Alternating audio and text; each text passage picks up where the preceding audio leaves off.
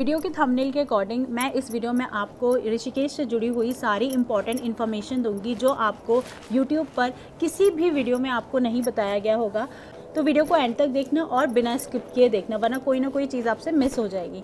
तो चलिए शुरू करते हैं। अभी मैं छत पर बैठ के वीडियो शूट कर रही हूँ और पीछे असली वाला तारा टिमटिमा रहा है। अगर आप ऋषिकेश जाने का प्लान कर रहे हैं और आप अपनी कार से जा रहे हैं तो ऋषिकेश में पार्किंग की बहुत दिक्कत है। पार्किंग अगर आपके होटल में अवेलेबल है फिर तो ठीक है, लेकिन वहाँ पर हर होटल में पार्किंग अवेलेबल नहीं होती है। तो इसलिए वहाँ पर मेन जो पार्किंग है लक्ष्मण झूला के पास, जो पेड पार्किंग है, वहाँ पर आपको गाड़ी पार्क करनी होती है। वहाँ पर आपकी गाड़ी बिल्कुल सेफ़ रहती है। वहाँ पर एक और बड़ी पार्किंग है, लेकिन वहाँ पे नाइट में आपको कोई भी आपकी गाड़ियों की सेफ्टी के लिए कोई भी आपका वॉचमैन वहाँ पर नहीं अवेलेबल होता, तो थोड़ा सा रिस्की है। और इसलिए मैं आपको सजेस्ट करूँगी कि आप पेड पार्किंग जो है जिसका 120 रुपीज़ है और जो लक्ष्मण झूला के पास है आप वहीं पर अपनी गाड़ी पार्क करें, तो वहाँ पे आपकी गाड़ी सेफ़ रहेगी। 24 आवर्स वहाँ पर वॉचमैन अवेलेबल रहता है, नाइट में भी। ठीक है। सेकंड पॉइंट है कि आप आश्रम में स्टे करेंगे या फिर होटल में। आप होटल में स्टे करना चाहते हैं तो होटल आपको बहुत सारे अवेलेबल हैं। वहाँ पर आपको राम झूला के पास और लक्ष्मण झूला के पास बहुत सारे होटल्स मिल जाएंगे। अगर आप आश्रम में स्टे करना चाहते हैं तो उसके लिए आपको एक बात का खास ख्याल रखना है कि आश्रम में स्टे करने के लिए आपको पहले से बुकिंग ऑनलाइन करनी होगी। आपको कम से कम हफ्ता भर पहले या 3-4 दिन पहले आपको बुकिंग करना ही होगा वहाँ पर। अदरवाइज़ आप सोचो कि आपको वहाँ जाके होटल की तरह कमरा मिल जाएगा, आप वहाँ से तुरंत बुक कर दोगे, तो ऐसा वहाँ पर नहीं है। वहाँ पे आपको बाहर से ही आपको भगा देंगे कि नहीं, रूम्स नहीं है, आपको ऑनलाइन बुकिंग करो। इसलिए ये सब ना हो तो, क्योंकि आप बहुत ज़्यादा फ्रस्ट्रेटेड हो जाओगे, इसलिए ये वीडियो मैंने बनाया है आपके लिए। और आप ऑनलाइन बुकिंग करके जाइए। आपके मन में सवाल होगा कि आश्रम में रुकना चाहिए या फिर होटल ज़्यादा सही रहेगा, तो मैं आपको ये बता दूं दोनों अपनी अपनी जगह बेस्ट है। आश्रम में क्या होता है कि वहाँ पे 9 बजे के बाद गेट बंद हो जाता है। बहुत सारे आश्रम के ऐसे रूल हैं कि 9 बजे के बाद गेट बंद हो जाता है। और सुबह सुबह मेडिटेशन की क्लास आपको अटेंड करनी है, योगा क्लास आपको अटेंड करनी ही करनी है, ये सब कंपलसरी है वहाँ पर। 9 बजे के बाद रात को आप देर रात तक आप बाहर नहीं रह सकते। सपोज़ करो आपको बाहर घूमना है तो, लेकिन 9 बजे से पहले पहले आपको आना है, वरना आश्रम का गेट बंद हो जाता है। और होटल्स में आपको इस तरह की बाउंडेशन नहीं होती हैं, आप जब मर्जी बाहर आके जा सकते हो, घूम सकते हो, तो इस तरह की कोई बाउंडेशन नहीं होती है। आश्रम में आपको, किसी भी आश्रम में आपको पर्सनल पार्किंग नहीं मिलेगी, लेकिन किसी किसी होटल्स में आपको पर्सनल पार्किंग उनकी मिल जाएगी। आश्रम के रूम्स का जो चार्ज है वो आपको 200, 500, 700, 800, मैक्सिमम 1500 में आपको रिवर साइड व्यू वाला रूम आपको आश्रम में मिल जाएगा। इसमें आपका फूड भी इंक्लूड होता है, आपका योगा क्लासेस भी इंक्लूड होती हैं इसमें।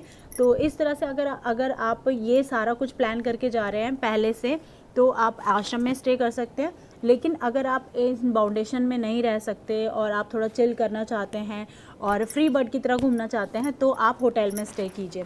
ठीक है। होटल का आप चाहो कि आपको गंगा व्यू मिले, आपको कोई ऐसा होटल मिल जाए आपको गंगा व्यू मिले बहुत नज़दीक वाला, तो वो ऐसा नहीं मिलेगा। गंगा व्यू मिलेगा लेकिन वो बहुत दूर से आपको गंगा जी के दर्शन होंगे। आपको पास वाला होटल ऐसा कोई नहीं है वहाँ पर। जो थोड़े बहुत होटल हैं वहाँ पे पास वाले 2-3, वहाँ पे वो बहुत ज़्यादा एक्सपेंसिव हैं। कम से कम 10-12 हज़ार, 15 हज़ार वहाँ का एक दिन का फेयर है। और नॉर्मल होटल के जो चार्जेस हैं वो आपके हैं, आपको अच्छा कमरा जो आपको देख के पसंद आ जाएगा या जो अच्छा खासा होगा, तो मतलब वो आपको 1500 से शुरू होकर आपको वो मिलेगा 2500 तक के अंडर आपको मिल जाएगा। आपको बस ये एक टिप है कि आप थोड़ा बहुत बार्गेन कराओ। जितना आपको रिसेप्शन पे बोला जाता है ना, आप थोड़ा बहुत बार्गेन कराओगे तो वो लोग कर लेते हैं।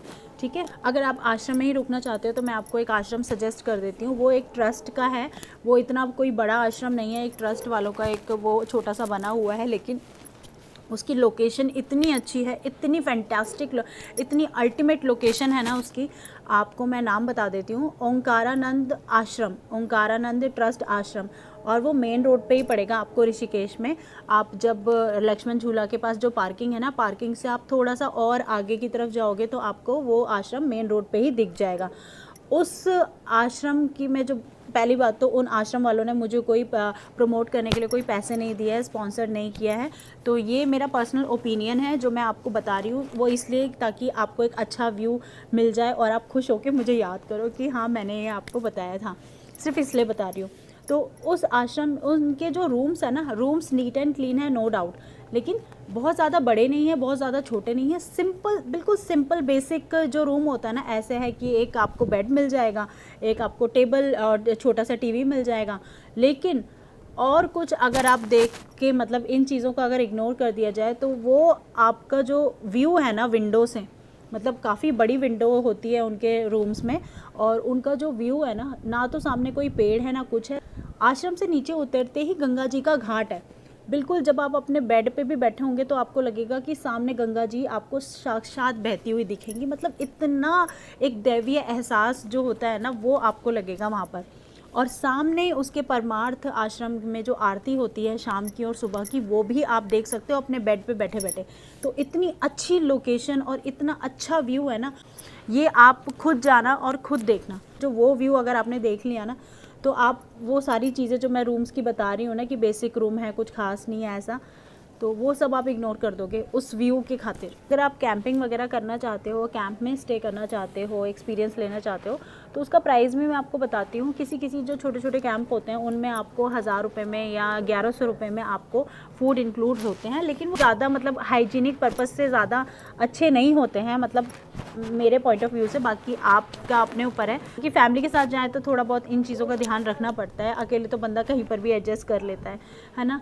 थोड़ा अच्छा हाई-फाई टाइप का कैंप लेना चाहते हैं तो वो आपको 3000 के आसपास पड़ता है, और उसमें आपका फूड वगैरह इंक्लूड होता है सब कुछ। उसमें आपका ब्रेकफास्ट और डिनर इंक्लूड होता है, और नॉर्मल वाले जो कैंप होते हैं उसमें भी ब्रेकफास्ट और डिनर इंक्लूड होता है। लेकिन अगर आप सोच रहे हो कि मतलब आपको कैंपिंग वगैरह पहली बात तो शिवपुरी पे मिलेंगे, और नीलकंठ जाते हुए वहाँ पर भी आपको कैंप वगैरह मिल जाएंगे। लेकिन अगर आप सोच रहे हो कि जो रिवर साइड मिलेंगे आपको टेंट वगैरह जो वो लगा के रखते हैं, तो नहीं, रिवर साइड वो नाम के रिवर साइड होते हैं, लेकिन वहाँ पे कोई रिवर नहीं बह रही होती है, सिर्फ पत्थर पत्थर पड़े होते हैं। शायद बरसातों में वहाँ पर पानी बहुत आ जाता होगा, इसलिए उन लोगों ने ऐसी जगह लगाए होते हैं कि वहाँ पर सिर्फ पत्थर पत्थर होते हैं, आपको पानी वानी नहीं मिलेगा वहाँ पर। बस ये है कि उन्होंने गार्डन वार्डन करके अच्छे से बनाया होता है। आप लेकिन गंगा से आप बहुत दूर होंगे उस टाइम, गंगा जी का आपको व्यू कहीं नहीं उसमें नहीं मिलेगा। मिलेगा भी तो आपको बहुत दूर से आपको दिखाई देंगी बस, अगर बहुत अच्छी जगह लोगे आप, है ना। और नॉर्मल जगह लोगे आपको, आप जब नीलकंठ जाओगे ना तो आपको रास्ते में काफ़ी टेंट्स वगैरह दिखेंगे, तो वहाँ पे आपको बिल्कुल मतलब गार्डन वगैरह तो है लेकिन गंगा व्यू आपको नहीं मिलेगा। अब सेकंड पॉइंट आता है कि वहाँ पर कैसे घूमा जाए। तो जी वहाँ पे मैं सबसे पहले आपको ये बता दूँ कि पूरे ऋषिकेश में पार्किंग की बहुत दिक्कत है। अपनी गाड़ी को तो एक साइड रख देना है पार्किंग में, उसे भूल जाइए। और एक रेंट पे स्कूटी मिलती है या फिर बाइक आप ले सकते हैं। वैसे तो कैब्स भी मिल जाती है, लेकिन कैब्स में ना आप अच्छे से एक्सप्लोर नहीं कर पाओगे, क्योंकि कहीं कहीं पर गाड़ियाँ जाती हैं, कहीं कहीं पर नहीं जा पाती हैं। बाइक रहेगी या स्कूटी रहेगी तो आप एक फ्री बर्ड की तरह वहाँ पर अच्छे से एक्सप्लोर कर सकते हैं। फेयर की अगर बात करें तो वहाँ पे 500 रुपीज़ में आपको स्कूटी मिल जाएगी, और जो बाइक का जो फेयर है वो थोड़ा सा उससे ज़्यादा पड़ेगा, 300-400 का आई थिंक डिफरेंस होता है। बाकी स्कूटी सबसे बेस्ट रहती है, और वहाँ पे स्कूटी के लिए कहीं पर भी कोई मना ही नहीं है कि यहाँ नहीं जा सकते, वहाँ तक नहीं जा सकते। अगर आप जा रहे हो तो बिना कुछ सोचे समझे स्कूटी ले लेना, फिर आप देखना कि आपको कितना मज़ा आएगा। नेक्स्ट पॉइंट आता है कि आप घूमने के लिए कहाँ कहाँ जा सकते हैं। सबसे पहले आप जाइए नीलकंठ, स्कूटी से ही जाइए, सुबह निकलिए, आप नीलकंठ जाइए, नीलकंठ के दर्शन करेंगे, आपको बहुत अच्छा लगेगा वहाँ पर। और जब आप नीलकंठ मंदिर के अंदर पहुँचेंगे ना, काफ़ी लंबी लाइन लगती है और घूम के जाना पड़ता है, लेकिन आ जाता है जल्दी जल्दी नंबर आ जाता है, क्योंकि वो रुकने वाली लाइन नहीं होती है, चलती रहती है, बहुत जल्दी जल्दी चलती रहती है। तो उससे घबराना मत, आराम से चले जाना। लाइन कभी कभी भगवान परीक्षा भी लेते हैं, है ना, तो लेकिन जाना ज़रूर। और जब आप मंदिर के अंदर जाओगे ना तो शिव जी का जो शिवलिंग है ना, जो असली वाला शिवलिंग है तो वो तो नीचे की तरफ है, और जो ऊपर जो बनाया हुआ है ना उसके ऊपर अब पीतल का शिवलिंग बना दिया है। तो अक्सर लोगों की जो नज़र जाती है ना वो पीतल वाले शिवलिंग पे जाती है, वो असली वाला शिवलिंग वो देख ही नहीं पाते। ये चीज़ इसलिए बता रही हूँ क्योंकि क्या होता है कि जब लाइन चल रही होती है ना बहुत जल्दी जल्दी, तो पंडित लोग इतना टाइम नहीं देते हैं कि आप दर्शन करो। तो मतलब हसल फसल में वो वही होता है कि सामने जो रखा होता है उसी पे ध्यान चला जाता है। इसलिए मैं आपको पहले से बता रही हूँ कि आप नीचे जो असली शिवलिंग है आप उस पर ध्यान केंद्रित करना, आप ऊपर वाले शिवलिंग पे मत करना।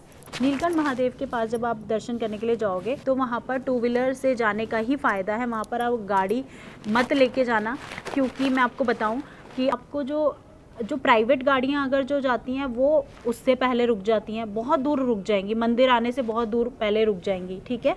और अगर आप उनकी लोकल कैब लेके जाते हैं तो कैब क्या होती हैं, वो कैब थोड़ा सा और आगे तक चली जाएंगी लेकिन मंदिर तक नहीं जाएंगी।